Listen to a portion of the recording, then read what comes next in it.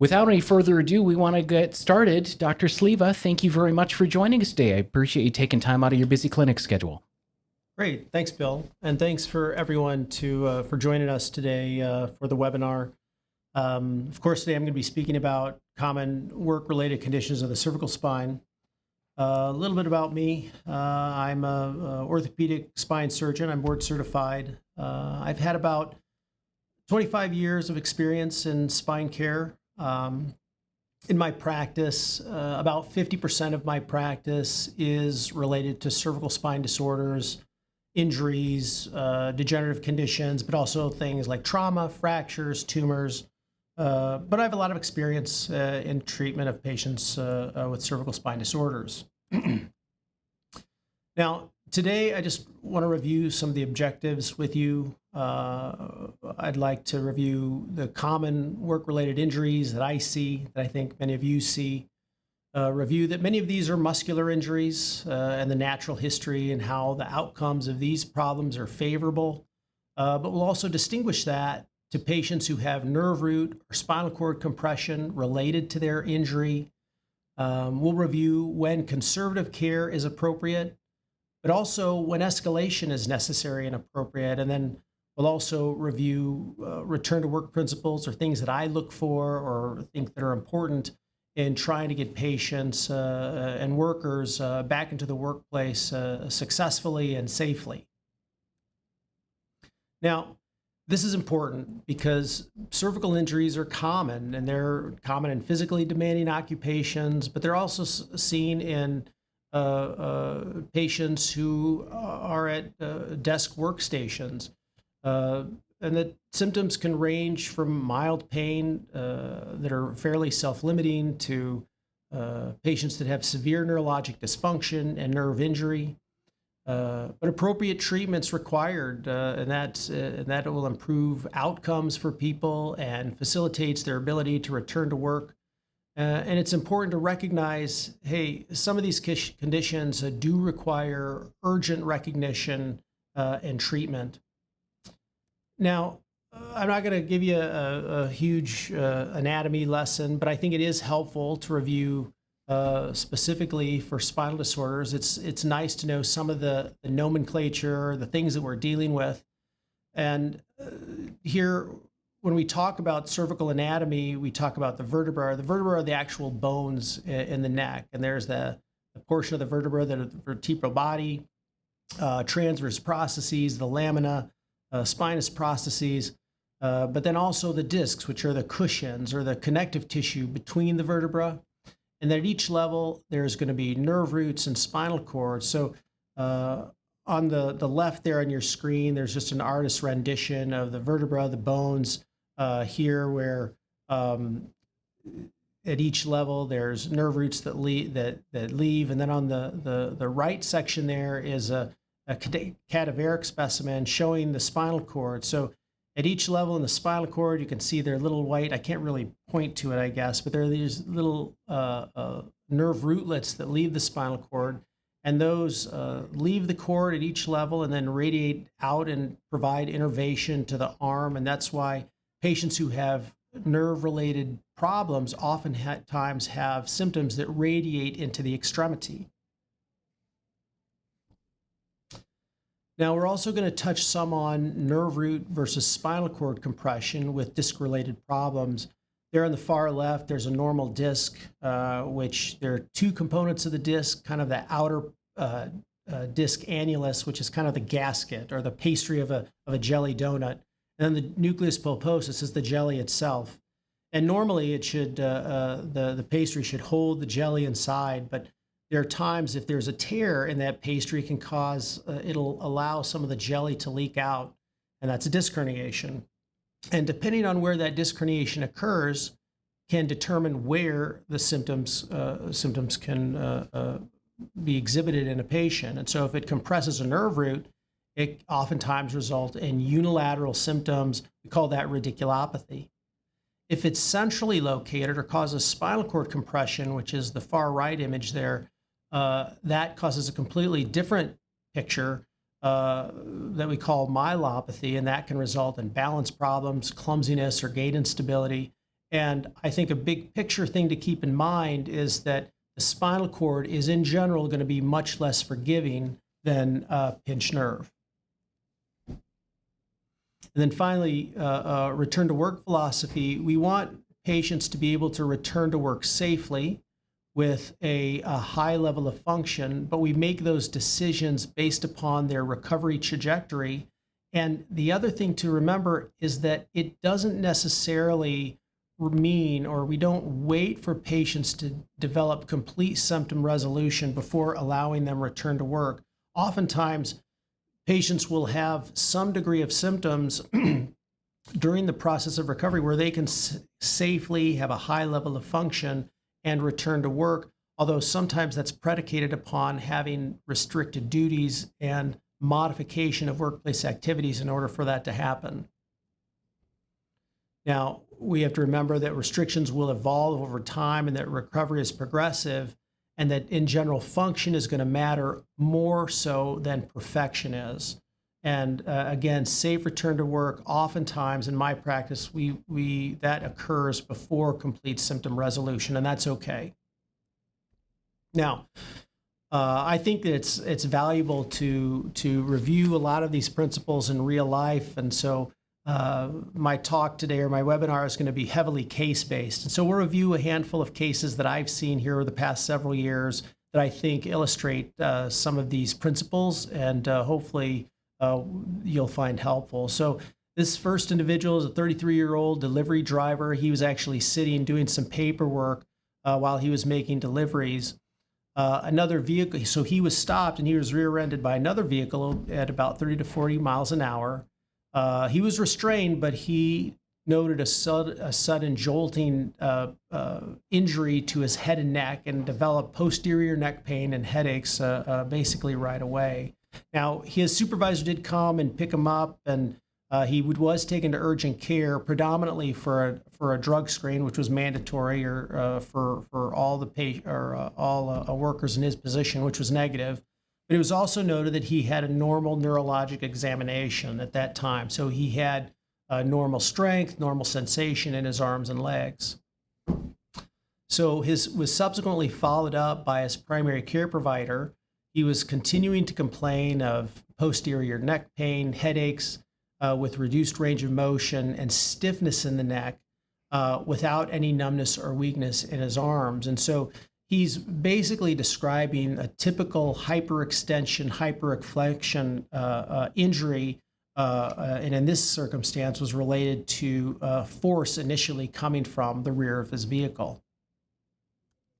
He had some x-rays taken, and the normal x-ray in the cervical spine, I didn't put one up here, but there should be a normal contour on this. Is a lateral x-ray.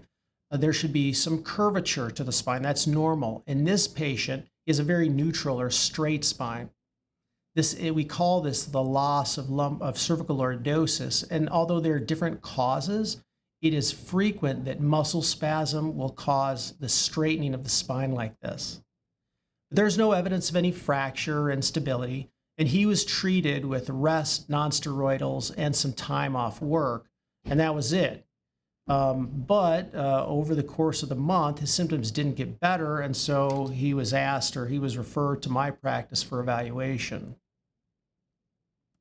Now, we try to be very discriminate on who should get an MRI and who shouldn't.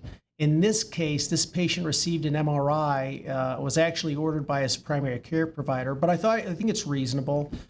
He was having persistent symptoms despite rest and nonsteroidals. He was having ongoing midline neck pain, and his symptoms weren't improving. So this is the MRI that he had. There are two types of images that we commonly see. The smaller picture is called an axial image. The one on the right is a sagittal image.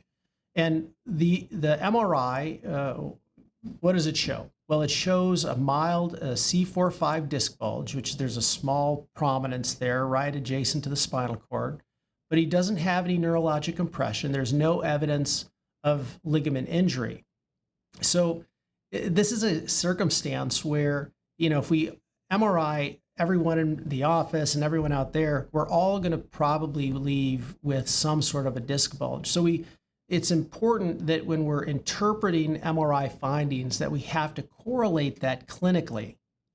So in this circumstance, he has a normal neurologic examination. His symptoms are most consistent with a muscular strain, not anything to do with the disc bulge. That's just something that comes up on the MRI because MRIs are very sensitive tests. They can pick up almost anything, which is great if you have an infection, if there's a fracture, if there's a tumor. But it's with some of these other degenerative conditions, they'll pick up things that are not clinically relevant, such as in this patient. However, his symptoms are most consistent with a muscular strain. As I mentioned, this is a very favorable natural history, and most of these patients improve. In fact, all of them improve with conservative care. Conservative care in this circumstance is going to be physical therapy, working on range of motion exercises, postural work, transitioning to a home exercise program, and then subsequent to this, allowing this person to return to work with some restricted duties, with hours initially, and a weightlifting restriction. But the prognosis, it's very important. I kind of made this chart. It's important that we try and get these patients back to work quickly, especially for conditions where there's a very favorable natural history. So patients with a whiplash type injury or a strain, 90% of them should be improved by 6 weeks. So they should be able to return to restricted duty within a month to 6 weeks, and then full duty within a couple 2 months. And because the longer they're off work, let's face it, the longer they're off work with this type of an injury, that's going to lead to a poor outcome. I think in this case in particular, it may have been better if we started physical therapy earlier. But I think that some, especially non-spine providers, are nervous about doing that. But that would have been the only thing that could have been done better in this case in particular.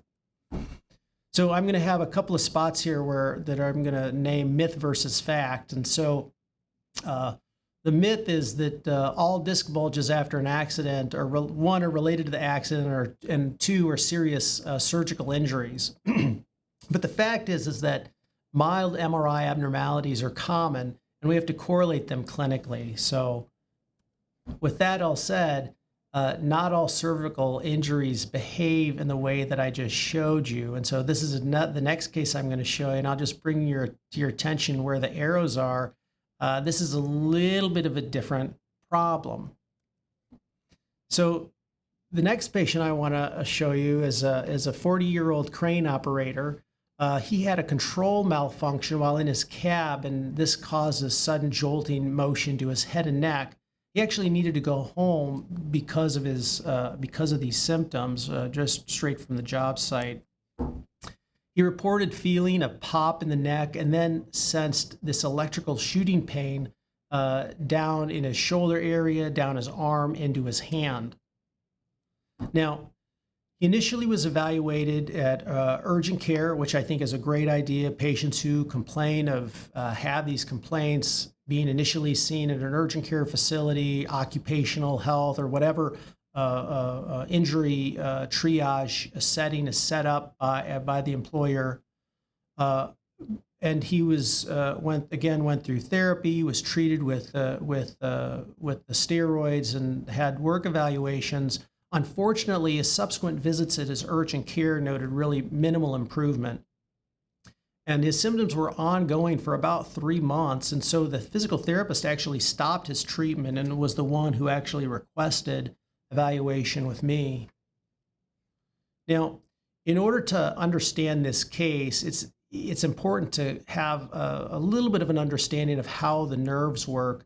And with nerve problems, we're looking for patterns. And so we look for patterns of pain, sensation, and motor strength. And so the picture in the lower left there, we call those a dermatomal map. Now, in a dermatomal map, this shows there are certain nerves that innervate certain areas of the skin. And when there's a problem with that nerve, or that nerve is malfunctioning, it causes a problem with pain and sensory function within the distribution that's outlined on that map. So, for example, The C6 nerve root can cause diminished sensation and pain over the outside of the shoulder, the arm, forearm, into the thumb region, and even some into the index finger, and so on.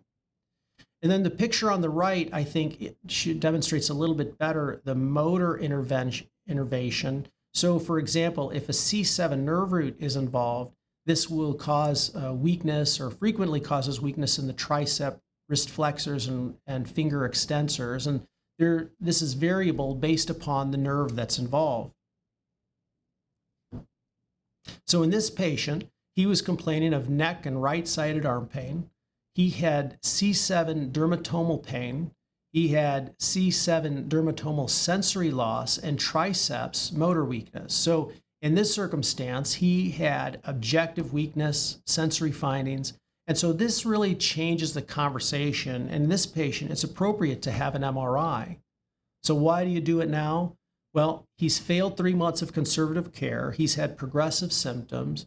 He has objective weakness and sensory findings on his exam, and he's functionally declining. So this again is that patient's MRI, those two pictures demonstrating what is a C6-7 disc herniation. That disc herniation is adjacent to the spinal cord, which is visualized on the picture there on the right. But in general, just as we spoke about in the first case, in this patient, the symptoms, exam, and the imaging all correlate. So this is more than just a neck, a muscle, soft tissue injury. This is a neurologic finding. So in this circumstance, is this appropriate for surgery? Yeah. This patient has progressive neurologic symptoms with dysfunction, and given the duration of time of his symptoms, he is having there's a decreasing likelihood of recovery with further delay of treatment. So it's also important to know that persistent neurologic symptoms, despite non-operative care, may warrant surgery even earlier. But in this circumstance, surgical treatment is an appropriate discussion at this time. Now, many times people hear, neck surgery, that means a neck fusion. Is that my only option? Well, in my practice, I really look for reasons not to do fusions. And I think this is even more important in the workers' compensation or work-related injury population. There are a few caveats to this. It does require healthy facet joints and preserved anatomic alignment of the spine, but the benefits are that it preserves motion. We don't have to worry about a fusion healing. We can allow earlier mobilization. That means earlier rehabilitation and earlier return to work. And then there's also a reduced stress that's transmitted to adjacent levels, or those levels right next to the problematic level. And hopefully over time, that will prove that there will be lower likelihood of additional surgery down the road for what we call transition segment or adjacent level disease. So in this patient, I just wanted to bring everyone into the operating room. The setup and precision that's involved, we use a fluoroscopy to localize where exactly we are, which level we are at the time of surgery. We use a microscope to decompress the nerve and the spinal cord. Everything is very controlled and precise. So initially, when we're setting up the OR, we see the patient. There's my initials there, CS.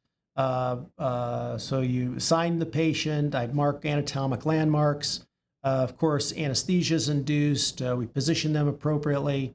The middle picture there is just after the prep is taken. So the skin is cleansed with an iodine-containing solution, and then there's material or a plastic, a sterile plastic application that helps further reduce the risk of infection. Then the picture on the right there is a fluoroscopic image. There's a needle that we place into the disc that we've exposed just to make sure that we're at the right level. That's how you know where you're at, because these smaller incisions you can't really count. So we rely upon X-ray to do that.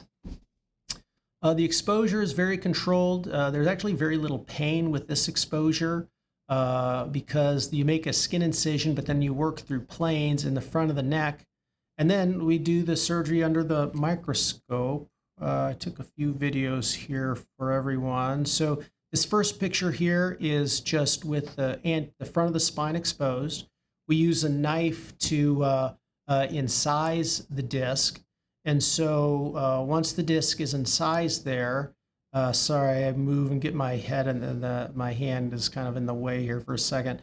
Then we use a device to remove a portion of just the front of the disc.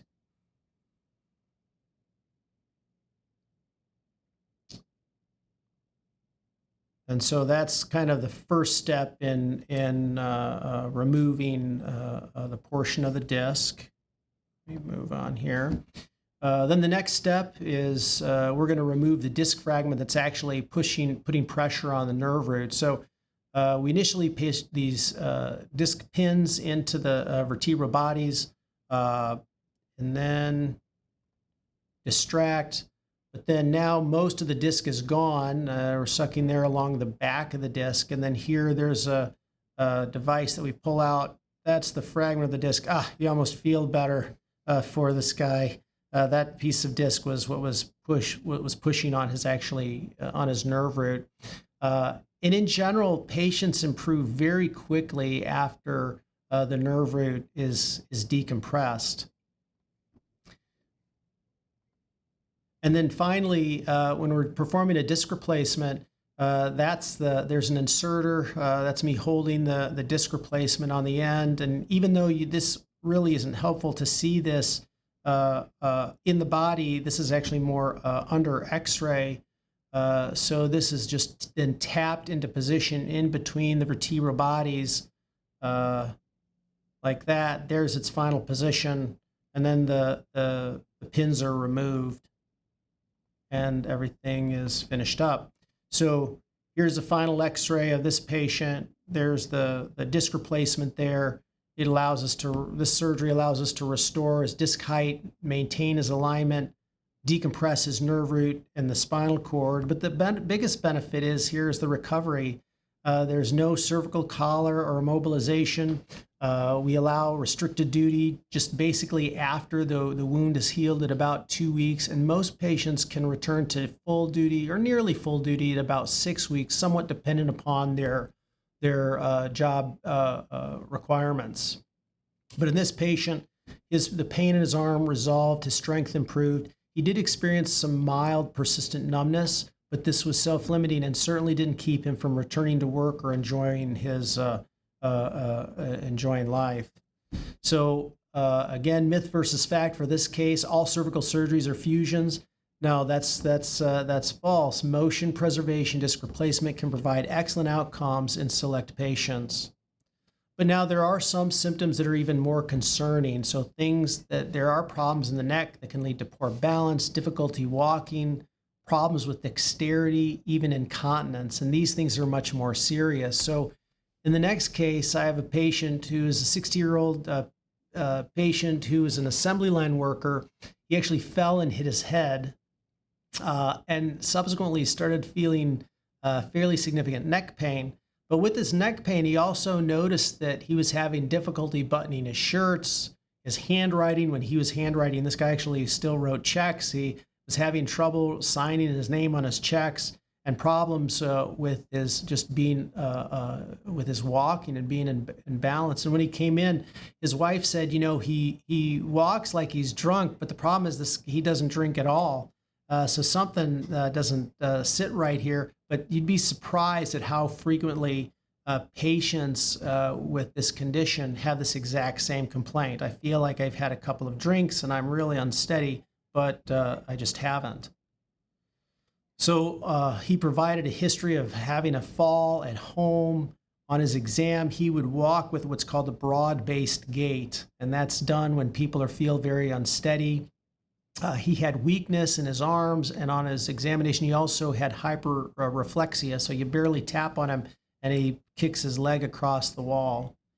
And so this physical exam finding is very consistent with spinal cord dysfunction. He actually was also seen by his primary care provider, who recognized these problems as very severe or very serious and provided an early referral to me. Well, this patient gets an MRI right away. Why? Because he has several red flags. He has progressive neurologic symptoms with dexterity loss and problems walking. And so his has objective abnormalities. And because this sounds like a potentially a spinal cord problem, and spinal cord is less forgiving than a pinched nerve, MRI is needed. So in this case, his X-ray demonstrated a spondylolisthesis, which is a degenerative condition where there's slippage of the spine, but there's also fairly severe spinal cord compression. So at C3-4, here the picture up on the right, there's a disc herniation that is putting pressure on the spinal cord, and there's a little area in the spinal cord which is actually turning white. We call that myelomylation, but that's indicative of damage to the spinal cord itself. So again, here is symptoms, examine, and the imaging all correlate. But in this circumstance, there's really not an option for non-operative treatment. There's really only one treatment, and that's surgery. And in this case, it's considered urgent because he has objective spinal cord dysfunction. He has progressive neurologic decline. And because of this condition, he has a risk of permanent neurologic loss. And so even with this surgery, the goal is to stop progression. It doesn't necessarily restore normal neurologic function. And in this case, we weren't able to do a disc replacement because remember, with a disc replacement, you have to have normal cervical alignment mechanics. And this patient had that slippage or the spondylolisthesis. So in this case, he needs to have a neck fusion. Now, these are a couple of pictures. I didn't bring videos of this one, but this is the picture on the far left. Shows the decompressed spinal canal. That hole back, that shiny, glistening substance is actually a spinal cord, and that kind of that circular hole area is where the disc herniation went through.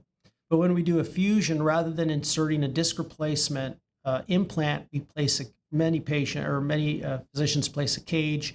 That's what the middle picture shows. A cage is just a device that restores the alignment of the spine, and then it holds a bone graft material. And then we place a plate and screws over the top. And this allows us to decompress, stabilize, and ultimately protect the spinal cord. So in this case, we achieved our goals of restabilizing his spine and decompressing his spinal cord with preserved cervical alignment, but the road's not over for him. The recovery expectations for this patient, given the spinal cord compression was severe and he has significant symptoms, it is more guarded. Now, in general, the gait, his ability to ambulate will improve first, and pain also improves relatively early. But his dexterity, the use of his hands will generally improve more slowly, and the numbness in his arms will also persist longer. In general, neurologic recovery can take several months for up to a year for patients who have spinal cord compression, and generally they will need extensive physical therapy postoperatively. But in this case, I think we had an excellent team-based recognition of his problem. The primary care provider recognized these worsening symptoms early, provided early referral. As nurse case manager, I remember really facilitated everything from getting the MRI approved right away to timely escalation and helping facilitate the surgical approval, because timely coordination matters here for patients to have good outcomes.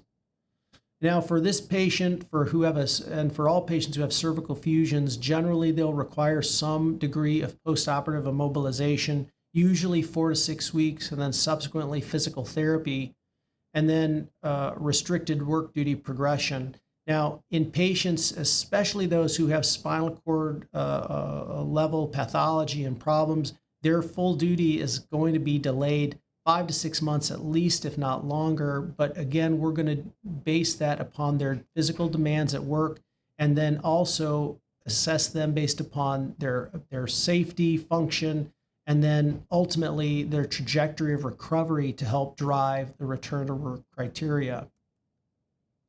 So myth versus fact again, if someone can still walk, the spinal cord's probably not seriously compromised, but the fact is that we have to have, there's a subtle balance between dexterity changes and other factors that can represent significant spinal cord compression. And so we're going to move on to the last case I have here. And I think this is going to bring up some interesting components, because we tend to focus so much on what the MRI and imaging shows. We talked about it a little bit on the first case where there's a little disc bulge, but then there are also other problems and cervical injuries. They're not necessarily obvious on imaging. So on this patient, as a 55-year-old roofer, he actually fell 15 feet through a roof. His coworker actually took him to the ER. They probably would have done better to call the ambulance, but he showed up there, was complaining of neck pain, and his initial CT was interpreted as negative, and he was ultimately discharged home. And even in hindsight, when I look at the CT scan, yeah, this looks good. But he came in within a day or two to see me because of severe neck pain, and he was unable to hold his head upright. He's literally comes in holding his head because of such severe neck pain.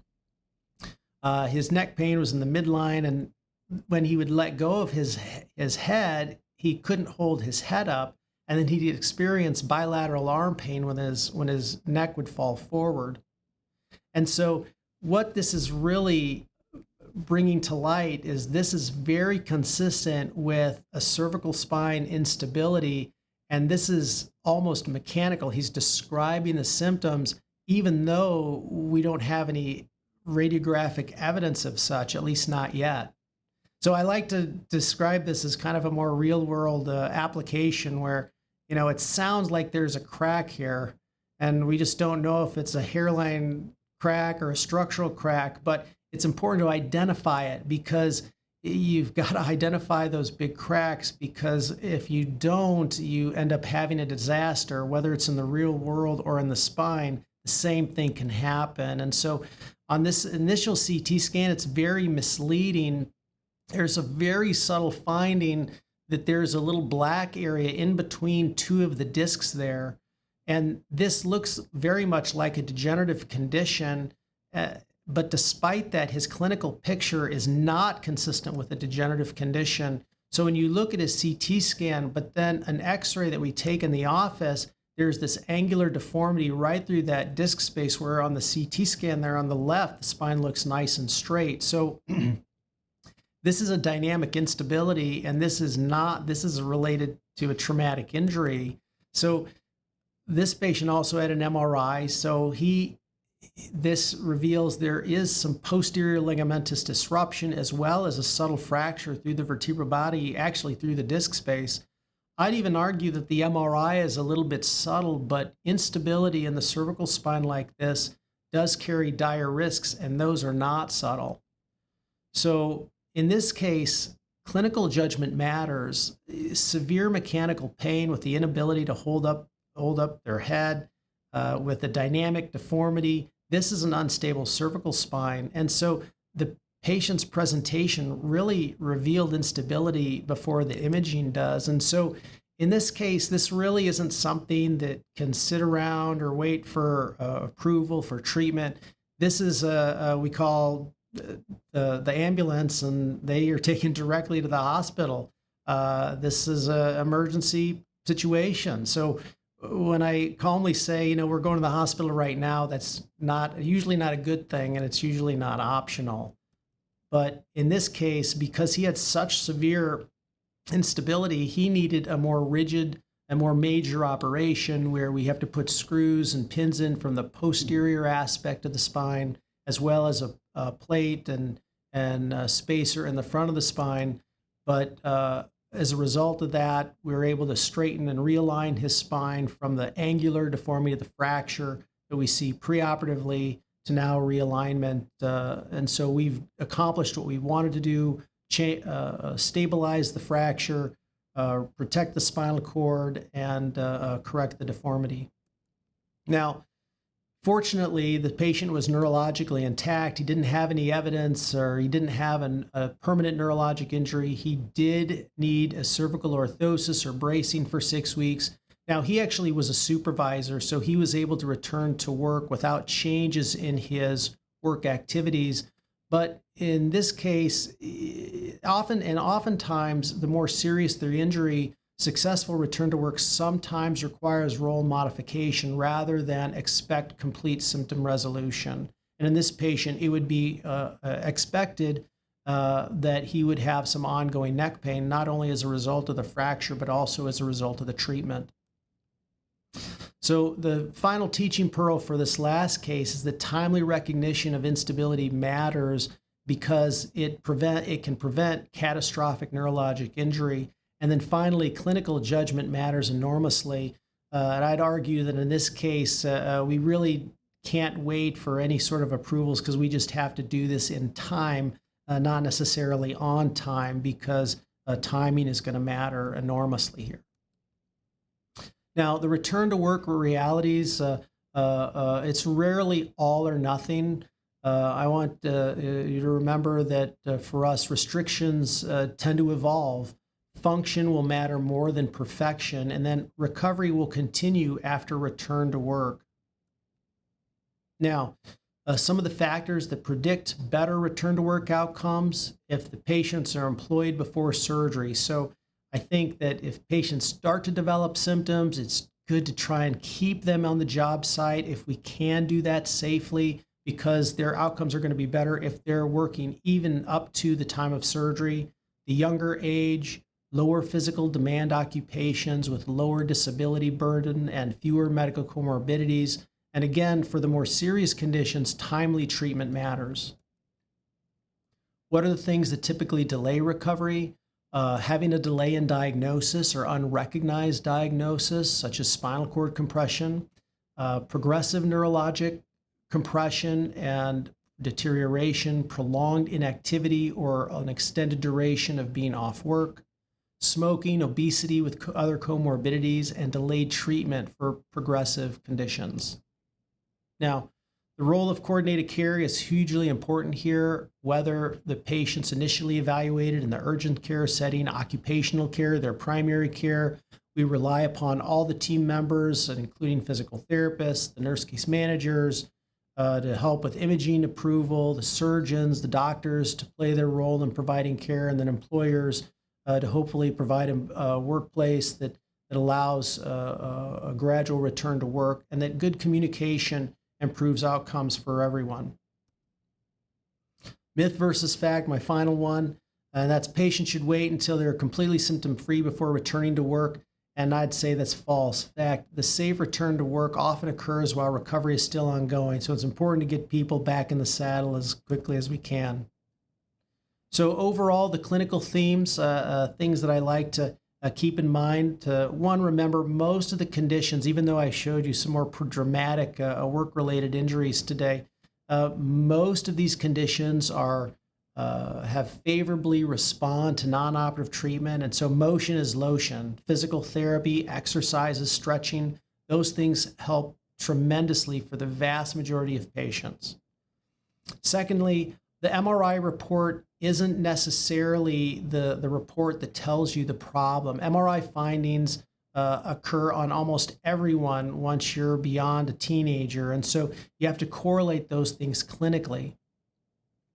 Next, the spinal cord is less forgiving than a pinched nerve, so patients who actually have spinal cord compression and symptoms that are related to that generally will be treated more aggressively, simply because the spinal cord carries the ramifications of permanent ongoing symptoms if it's not treated appropriately.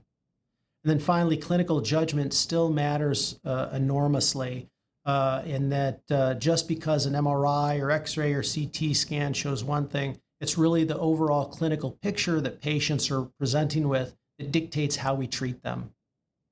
When we do go to surgery, the operative principles that we look at are decompression when symptomatic neurologic compression exists. That's really what we're operating on. People think, oh, I have neck pain or even low back pain, but it's really the nerve compression and the extremity symptoms that are what dictate appropriate surgical intervention.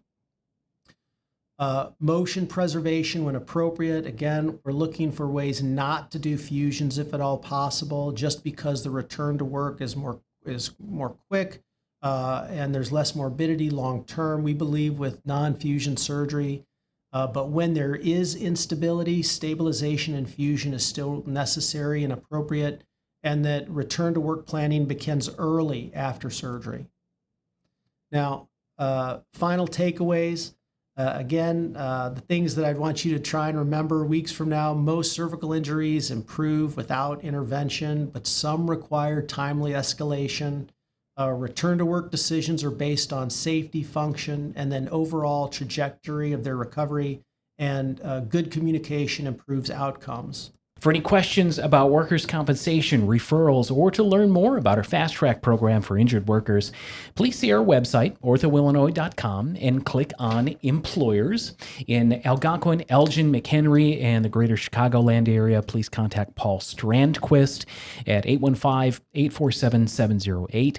For Rockford, North Central Illinois, and Southern Wisconsin, you can call me, Bill Collar, 815-847-7044. Dr. Sliva, I think one of the things that was a recurring theme with your case studies was that typical progression of someone who gets injured, they go to the urgent care, they end up at their family doctor, and eventually come to you because the family doctor or someone along the line recognizes that something is not right. The attendees today, I see occupational health nurses, I see adjusters, I see case managers, I see a few safety managers here. What are some sort of red flags as these folks are reading those initial physician notes or treatment notes? What are some of the things that really should stand out to a case manager, safety manager, that, hey, this is more than just nondescript neck pain following an injury at work? Yeah, the red flags that we see are generally going to be neural related, so nerve related, arm pain associated with the neck pain, or posterior shoulder pain, pain that's radiating down the shoulder, arm, into the forearm and hand. Frequently, that's associated with numbness or tingling. Sometimes there's weakness in the arm.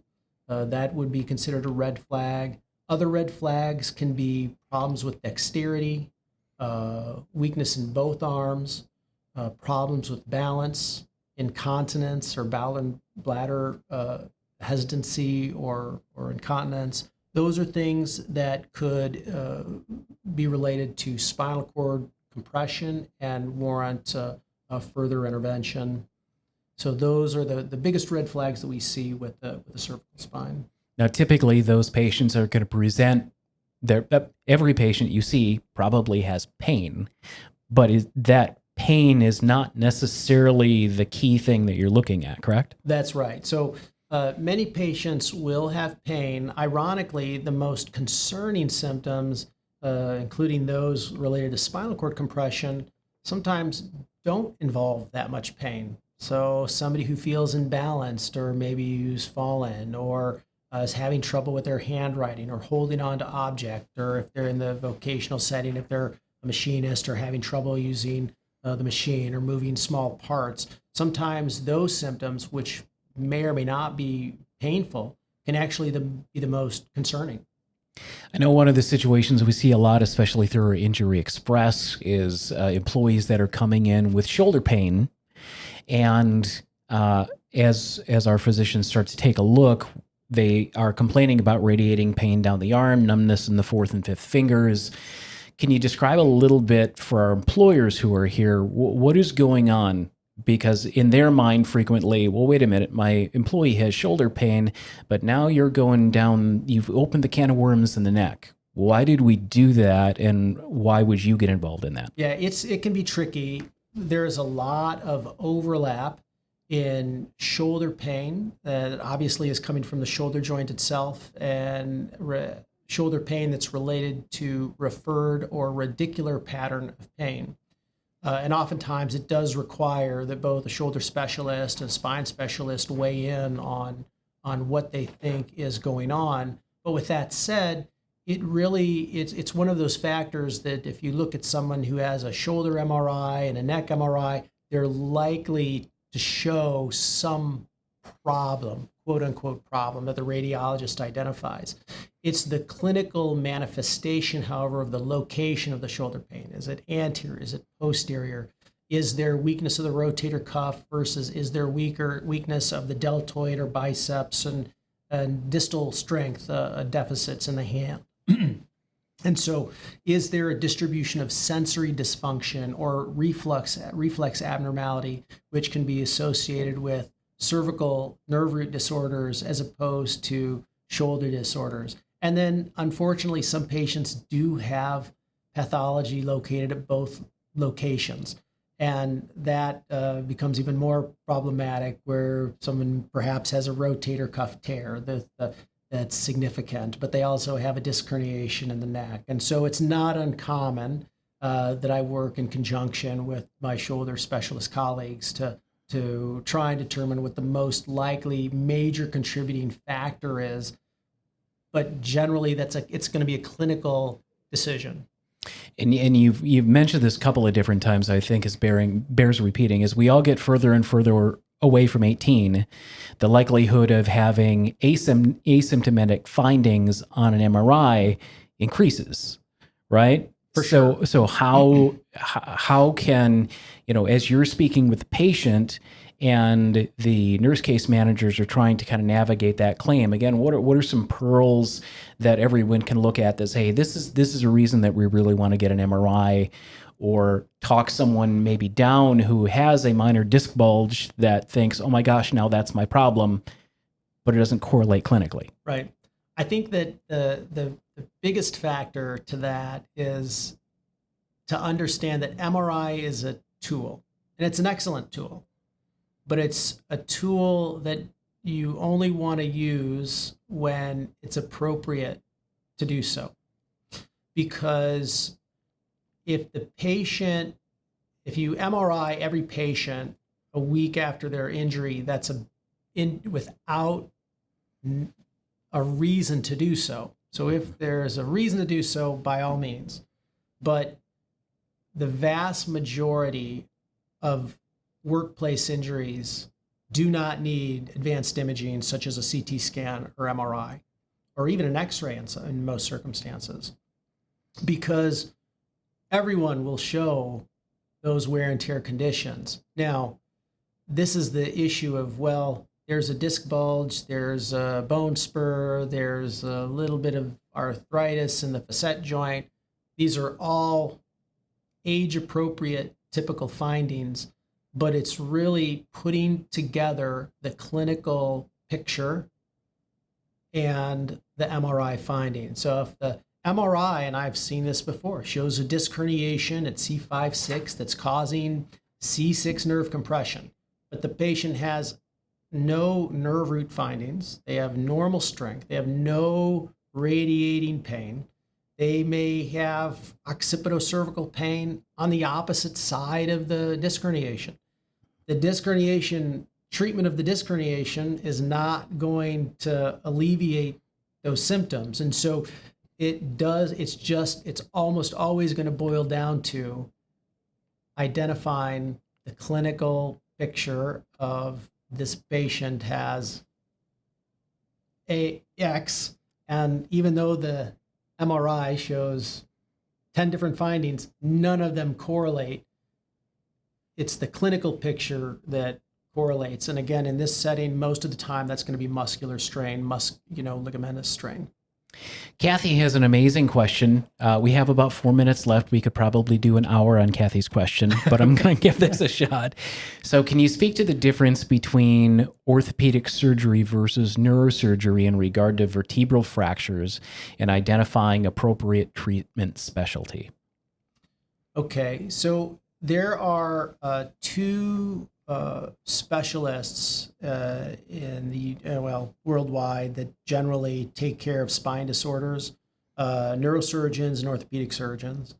The history is that in orthopedics, the name has to relates to the spine. Ortho is straight, pedia is children. And so the specialty of orthopedics initially started with the treatment of scoliosis. And everything else that orthopedic surgeons do is kind of stemmed from that. Neurosurgeons, in as far as their spine care, have historically, I think, done a lot of degenerative care, fracture care, but over time, a lot of our specialties have overlapped. Most of the orthopedic surgeons in the United States, anyway, have done spine surgery fellowships, and in fact, many of the neurosurgeons that do spine care also have done neurosurgical spine fellowships. And so, both, as long as they've undergone additional treatment or additional training to take care of spine, they're both qualified to take care of these disorders.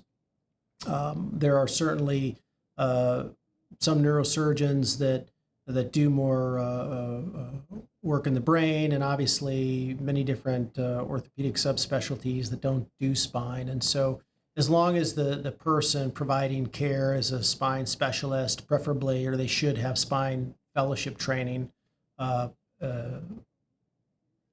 provide equivalent care. I think that although historically also some neurosurgeons maybe don't do as much work with deformities, I would say that's changed a lot. Most of the neurosurgical fellowships do incorporate spinal deformities into their training, and so there's no reason why a neurosurgeon couldn't treat scoliosis or cervical disorders. And the same has to do, I think you asked about fracture care. Where I did my training, we did all the spine trauma. So it just is largely dependent upon regional variation. But for most patients who are seeking care, I would just argue or to counsel that look for somebody who's fellowship trained, that has a spine surgery specialty practice, is where you want to be.